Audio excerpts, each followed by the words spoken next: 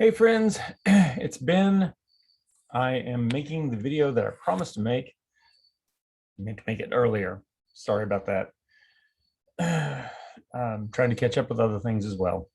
So the thing that we're looking at is working out the 4 exercises that we didn't get worked out in class. I'm making a quick video for that. Then y'all work through stuff in your own time. Getting the notes turned in on time isn't really that big of a deal. Okay. So the thing that we're going to do here is basically just work through some stuff. Hopefully y'all have made an attempt at working through this on your own. And so these suggestions might be, helpful. So the first question here, number 5, said to find the distance between the skew lines. Okay. And that may seem a little bit mysterious because how are you going to figure out this distance? Well, here's the trick. If you have 2 skew lines like this, okay, and if I were to pick another point on one, say here, and I tried to reproduce some things, I could, and I have to go back to my draw something parallel to these other pieces, and hopefully I can do this where it will look like it's parallel. And copy, paste. Nope, come on. There we go. Move that over there and copy, paste, paste. All right. With these things, if I can actually get them into just the right spots where you can see it. I didn't get it quite right. Oh well. I'm going to trust y'all to have enough imagination to imagine that I actually am a better artist than I really am. So if we've got these skew lines like this, then there would be a parallel piped that is defined by the vectors associated with the 2 lines and points that are on the lines. All we really have to do is to pick out 2 points on the lines. I, for some reason, drew a 3rd point there, and that's not really necessary at all. Let me see if I can snag it. And I cannot without doing that. All right, so hopefully I managed to get that back in place. All right. So as I say, all we really need is 2 points, 1 on each line, and then the vectors that go with the lines. So as we've seen before, I am really terrible at copying my own stuff down. So this might go badly, but bear with me. So one of the vectors that I'll need is going to be the vector that goes with the first line. That looks like it is -3, 2, 1. And then the vector that goes with the next line there is going to be -3, 2, 1. Okay, this is the point at which I realize that these are not skew lines. These are parallel lines. And thus, all of that drawing that I did is wasted effort because we need a different picture. Apologies for that. Okay, but this means that we will instead have two lines that are parallel. And so I will copy that and paste it down here. But we are still going to have a very similar thing happening as we work along on it. We will need to pick out a point that is on each line. And we will need to know the vector that goes in the direction of both of those lines. Since it's the same vector, we don't have to change that part of our work. We can just talk about the vector here. I kind of like to use V to stand for vector, so I'm going to leave it like that. Then the points in question, let's call this one here to be point P, and it is obtained from just sticking in T equal, or S equals 0 to the first line. So 2, 8, -7. And this point here, let's call it Q, is obtained by, you guessed it, plugging in T equals 0 to the other line. 3, 0, 6. Okay. Now, if I have copied down the wrong things there, change the problem, because I can't go back and re-record the video. Okay. So we're going to think about the vector PQ here. And then what we'll think about, come on, I thought I changed my control. Copy, paste, is if we moved that PQ somewhere else here and had our vector that is parallel to the line, and we had then the parallelogram there, okay? Now the trick is that we need to figure out the height of the parallelogram. And so we're thinking about a perpendicular line here like that.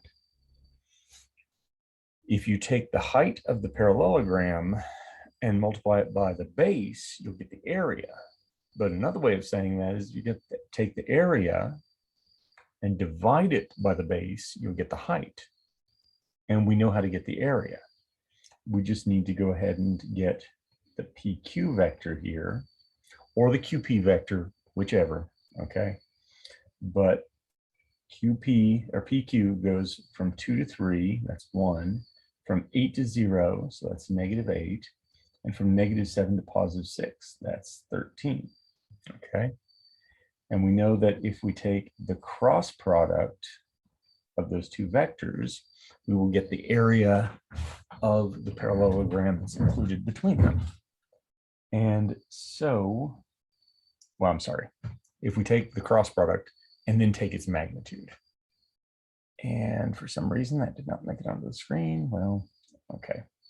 So here we'll get 26 minus a -8. Is any of that appearing? Yes, it is. Okay. And then here we'll end up with 1 minus a -39. Okay. And then lastly, we'll have 24 minus 2. And if you can hear that, that is my alarm telling me that I should be going to the gym. Except I can't tell it to stop until it starts. Yeah, sorry, y'all have to listen to that. I'll just stop. Okay, I told it to stop. All right. So the vector that we've got there has 34, 40, 22. Okay, it's really not sounding like we're getting this answer up here at all, but it could happen. So the magnitude of that, again, I really don't care whether you use one line or two. And if you can't tell the difference, well, if we're taking the absolute value of a vector, it must have meant the magnitude. So we'll have the square root of, oh God, 34 squared plus 40 squared plus 22 squared. I mean, I can see there's a multiple of 4 through all that, but that's about what I can tell so far. All right. So I am going to bring up a calculator real quick, or at least I think I'm going to, and have 34 squared. Great. The calculator I have doesn't even have a squared button. Plus 40 squared is 1600 plus 22 squared. I ought to know how to do that, but the total I get is going to be the square root of 3240. Okay.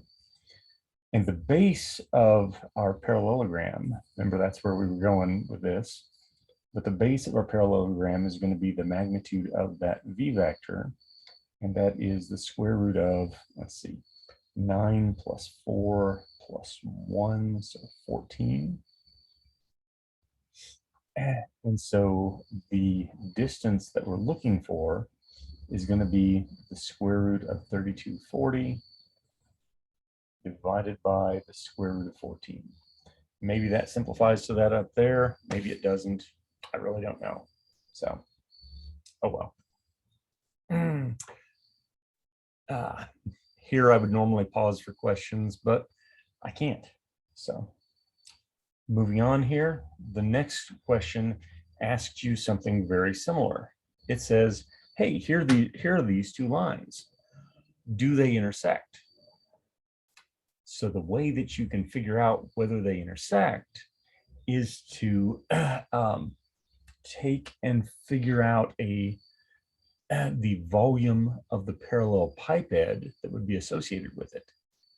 So like before, we'll have to pick a point P and a point Q, and we'll think about the two vectors that are associated, with each line. And we will find the volume of the parallel pipette. Now, here's the thing. If the parallel pipette has zero height to it, it'll be flat and we'll get a zero volume. So this process is actually going to be maybe even a little bit easier than before. We just have to do a triple scalar product. Okay. So the P vector, or the P point here, is going to be by what we get by plugging in 0 for S. And it should be 4, 8, 5. And the Q should be what we get from plugging in 0 for T. And that should be 2, 8, -7. Okay. I was afraid we were about to get something that was pretty similar or something. Okay. And so from that, you can get the PQ vector. And we're going to go from P to Q. So we have to go down 2 in the X direction, no change in the Y direction, but then down 12 in the Z direction. Then we just use the vectors that go with the two lines. Okay. And the vector with the first line looks like it has a -1 in the X direction, +1 in the Y direction, and -2 in the Z direction. Then the line, or the vector for the line, the second line, looks like it'll have a 3, and then a 2, and then a 1. Okay, my typical super creative vector that I use a lot, 1, 2, 3, and 3, 2, 1 and stuff. All right, so we need to get the triple scalar product. And as somebody brought up in class the other day, it really doesn't matter what order you do these in, so long as you think about, if you want to get actual volume, you think about an absolute value at the end. Here, we don't care about that. The only question is, do we get 0 or not? So a triple scalar product, I'm going to just write -2, 0, -12, -1, 1, -2, 3, 2, 1. Okay. Now you can expand along any row and column, but the top row has a 0 in it. So that makes it a very attractive row. The middle column would also be a way to expand. So I had -2, and I don't need to change the sign of it because it's in the upper left-hand corner. Upper left-hand corner always gets the same sign, but it'd be -0 times something, but I don't care about expanding something that is going to be multiplied by 0, and minus 12 times something there. And we have to think about this. For the -2, block out this row and column. So we'll have 1, -2, 2, 1. 1, -2, 2, 1. And then for the -12, block out its row and column. And we'll have -1, 1, 3, 2. -1, 1, 3, 2. We have -2 times 1 minus a -4, minus 12 times -2 minus 3. So we have -2 times 5 minus 12 times -5. So there's going to be 60 minus 10, or 50, which is not 0. If it's not 0, then the height had to be positive, which means that the lines don't intersect. Okay. And that was where we were headed here. All right. So the next one is asking about figuring out whether 3 points are collinear. Do they fall on a line? Now, there's more than one way to tackle this, but one way to get it is to think about the areas of parallelograms. Okay, if I come along here and copy this and paste it, and that seems much longer than the version I saw before. No, it doesn't. Okay, so if we can find the area of the parallelogram or the area of the triangle, either way you want to think of this here, if they are collinear, the height had to be 0. All right. So just like before, we're going to think about where was I here? The vector, or the point S. Okay, I'm not going to copy those. I'm just going to say S and T and U. And so ST vector is going to be just where do you go to go from S to get to T. So we go from 0 to 4. We go from -2 to -4, so that was down by 2. We go from 3 to 5, that was up by 2. Okay. And then if you do SU, and by the way, you could do TU, you could do US. We just need to get 2 of these vectors here. So SU is going to go from 0 to 3, and from -2 to -2, and from 3 to 2. Okay. And then ST cross SU is going to be the vector here. And for the x coordinate, we will have 2 minus 0. For the y coordinate, we will have 6 minus a -4. For the z coordinate, we will have 0 minus a -6. So we have 2, 10, 6. And really, we can kind of stop there, because when we think about the magnitude of this ST cross SU, a nice property of vectors is the only thing that has a magnitude of 0 is the 0 vector. But if you don't spot that,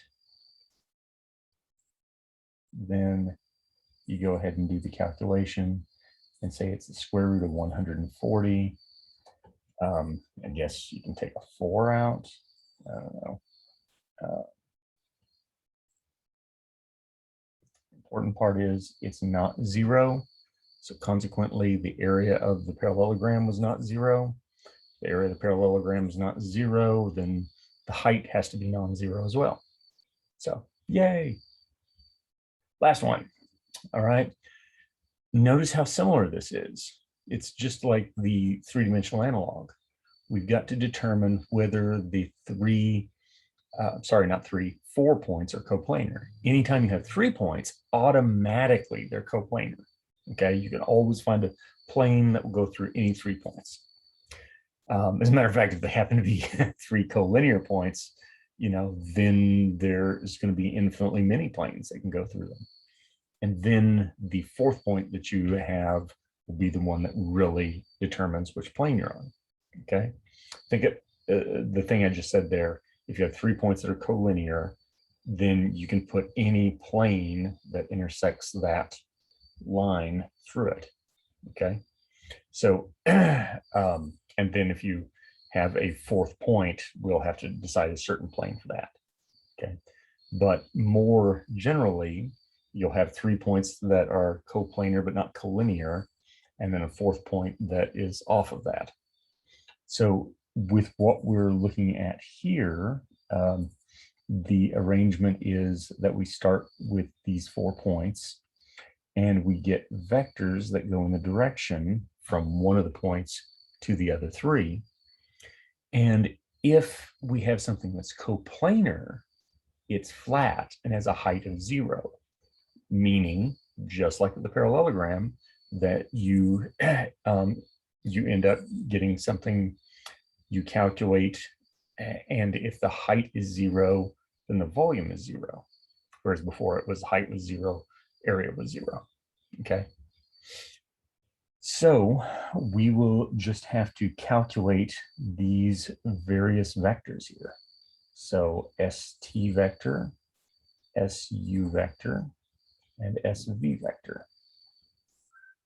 Okay. And so ST, we're thinking about up here, and we just think about what do you have to change in the X to get from S to T. Your X has to go up by 4. Your Y has to go down by 2. Your Z has to go up by 2. And now the SU, going from 0, -2, 3, you have to go 3, an increase of 3 on the X, and the Y's don't change. It's from -2 to -2. And the S's, you're going from 3 to 2, so -1.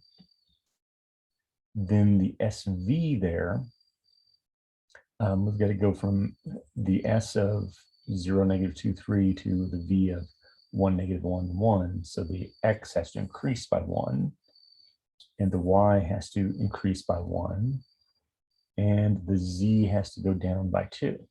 Okay, so we're thinking about our ST dot SU cross SV, or any combination thereof. And so we're just going to think about setting up our triple scalar product. If it turns out to be 0, then we say they must have been coplanar. If it's not, then it's not. Okay. So notice that this time the 0 that we have appears in the 2nd row. So I want to show us real quick here how we will do this slightly differently for expanding across the 2nd row. Okay. So the main difference that we've got is that although the upper left-hand corner has a plus, it's a checkerboard after that. So we end up with a minus, plus, minus here. Okay. So that means when we're expanding out, we will, instead of 3, have -3 times something, plus 0 times something, minus a -1 times something. Okay, so each time we're going to block out that row, but on the first one, we'll block out this column. We'll have -2, 2, 1, -2. Okay, -2, 2, 1, -2. Then we will block out this row and this column, and we'll have 4, -2, 1, 1. 4, -2, 1, 1. All right, so -3 times 4 minus 2 plus 1 times 4 minus -2. So we end up with, let's see, -3 times 2 is -6 plus, 6. Dang it. We ended up with 0 there, right? So it turns out, once again, that I have an incorrect answer on my handout. Sorry. I randomly chose those points and I really assumed that they just wouldn't be coplanar because what are the odds? But I happen to get some that are. So this means that since we got a volume of 0 out of this, we must have had a height of 0, with height being one of the directions that we're looking at. And so consequently, they were coplanar. So I need to change this to say they are. Okay. All right, then. That is our 4 problems. I'll ship these off and put them on YouTube or some damn thing. All right. I will see you all in the morning.